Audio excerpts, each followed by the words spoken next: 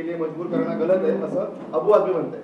जो देश में हम रहते हैं, ज्या देशामध्ये आपण राहतो तो एक हिंदू राष्ट्र आहे आणि या देशामध्ये राहून अगर आपण राष्ट्रभक्त असाल तर तुम्हाला ह्या देशाचे नियम कायदे, देशाचे झेंडा, देशाचा जो काही राष्ट्रगीत आहे तो स्वीकारायलाच लागेल।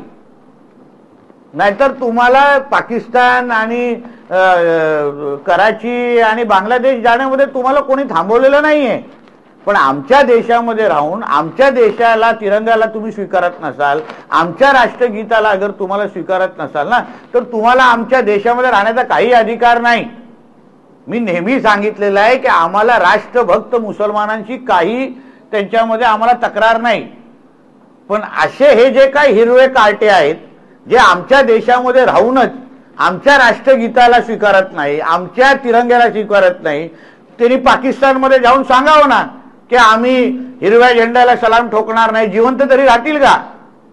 मग असे हे अबू आझमी सारखे हिरवे वळवणारे सापांमुळेच आज देशाचं वातावरण खराब होत आहे।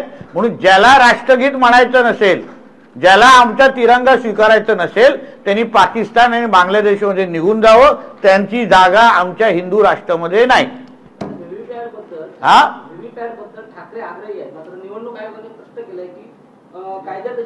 अरे सर्वात पहिलं महाराष्ट्राच्या पप्पू आदित्य ठाकरेंनी वरळी विधानसभेचा राजीनामा द्यावा आणि मग अशा व्हीव्हीपॅट आणि ह्या बाबतीमध्ये त्यांनी तक्रार करत बसावी ना।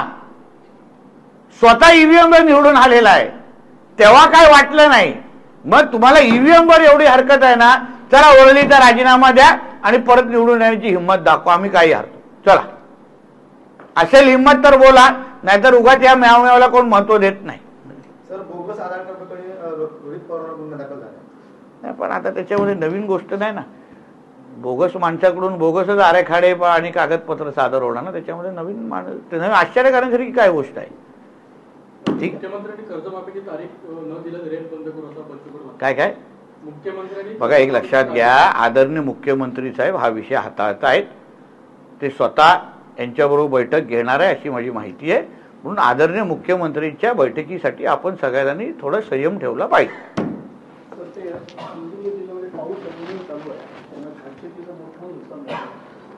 असं आहे की आपण मोठ्या प्रमाणामध्ये आपले पंचनामे करण्याचं काम सुरू आहे। 2 मंडळ असे आहेत जिथे 65 मिलीमीटर पेक्षाही जास्त पाऊस पडलेला आहे। मला वाटतं एक मालवणमध्ये आणि अजून एक मंडळ आहे ज्याच्यामध्ये 65 मिलीमीटर पेक्षा जास्त आहे। त्याचे 65 मिलीमीटर पेक्षा जास्त पाऊस पडला तर कलेक्टरना अधिकार आहे डायरेक्ट नुकसान भरपाई आणि या सगळ्या गोष्टी देण्याचा। मी आश्वस्त करतो तुमच्या पत्रकार मित्रांच्या माध्यमातून सिंधुदुर्ग जिल्ह्याच्या प्रत्येक शेतकरी बांधवांना जेवढं झालेलं नुकसान आहे ते सगळेचे आकडे रोज आमच्याकडे येतात, व्यवस्थित पंचनामे केल्याचं काम होत आहे। आता आपण विमाची 90 कोटीची रक्कम आम्ही दिली ना, 43,000 शेतकऱ्यांना आपण प्रलंबित असलेले नुकसान विमाची रक्कम दिली।